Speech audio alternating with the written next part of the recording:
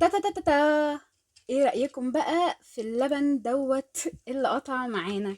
يلا بينا كده، لو عندك لبن، طبعا احنا في الصيف، لو عندك لبن كده وقطع معانا يلا بينا كده نخليه يغلي خالص كده، ونعمل منه اطعم طاجن برام رز معمر، بجد حاجة كده تحفة.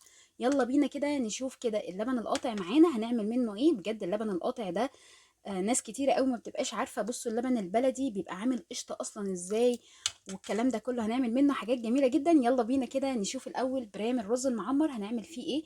بتمنى ان الوصفة تعجبكم، بس اهم حاجة وقبل اي حاجة زوروني دايما على قناتي على اليوتيوب حل الضغط او اكلة جنان، هتلاقوا فيها كل الوصفات سهلة وبسيطة.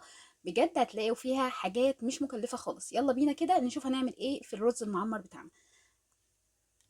اول حاجه كده جبنا البريم بتاعنا كده ودهناه كده بالسمنه او الزبده اللي تفضليها. تمام خالص. وطبعا احنا معانا اللبن بتاعنا كده، اللبن اللي قاطع معانا. هنبدا بقى كده نغلف كده الرز. دول كده 3 كوبايات من الرز. هنغلف الرز بتاعنا كله كده بالسمنه او الزبده اللي تفضليه اشتغلي بيه. وده مكعب مرقه. وطبعا الرز المعمر ما بيحتاجش غير اذا كنت هتعمليه بالسكر او بالملح، فاحنا طبعا هنستعمل له الملح.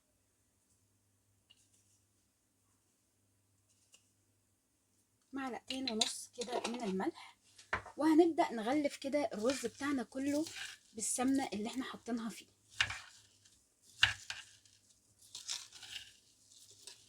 اهم حاجة ان احنا نبدأ نغلف الرز بتاعنا في السمنة الاول قبل ما نشتغل اي خطوة، ونبقى متأكدين كده ان الرز المعمر الرز بتاعنا شرب السمنة كلها اللي احنا هنحطها دلوقتي فيه. طبعا السمنة او الزبدة ايا كان اللي هتستعمليه لازم تكون بدرجة حرارة الغرفة علشان خاطر تبقى سايحة معانا، او تسيحيها الاول مفيش اي مشكلة.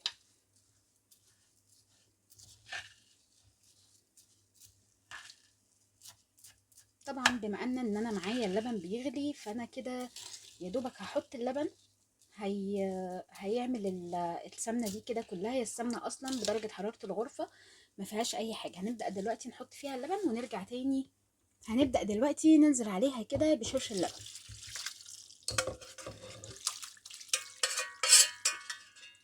لا مش بشرش اللبن، باللبن القاطع معانا. ومش هنحتاج اي حاجة تانية. طبعا اللبن ده فيه كمية قشطة ما شاء الله جميلة. مش هتحتاجي اي حاجة. لو حابة، لو عندك اللبن ما كانش عامل اصلا قشطة من الاول، ممكن تستعملي له علبة زبادي عشان بتبقى مدية للرز كده طراوة كده، بجد بتبقى مخلية طعمه حلو. خلاص كده، وهنزود عليهم نص كوباية من اللبن وحاطة فيها قشطة. وكده البريم بتاعنا جهز معانا، بس هنقلب فيه شوية علشان مكعب المرقة ده يكون داب خالص معانا كده. انا كده بكسر مكعب المرقة، وهنفضل نقلب فيه كده شوية. بجد هتاخدي اطعم برام كده رز معمر. بصوا كده القشطة فيه عاملة بجد كده مكتلة كده فيه، بجد حلو جدا.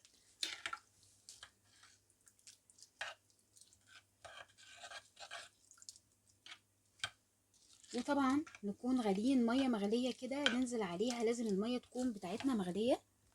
ودلوقتي يا حبايبي المية غليت كده معانا، هننزل كده على الرز بتاعنا ونقلب كده شوية حلوين. خلاص كده هنبدأ دلوقتي ندخله الفرن بتاعنا. طبعا الفرن لازم يكون الأول كان سخن، وبعدين ندخل فيه البريم بتاعنا. اتمنى بقى الوصفة تعجبكم وتكون خفيفة على قلبكم، وتدعموني دايما على قناتي على اليوتيوب حل الضغط او اكلة جنان. هتلاقي فيها كل الوصفات سهلة وبسيطة، وبجد هتلاقوا فيها الحاجة بجد الحاجات فيها مش مكلفة خالص.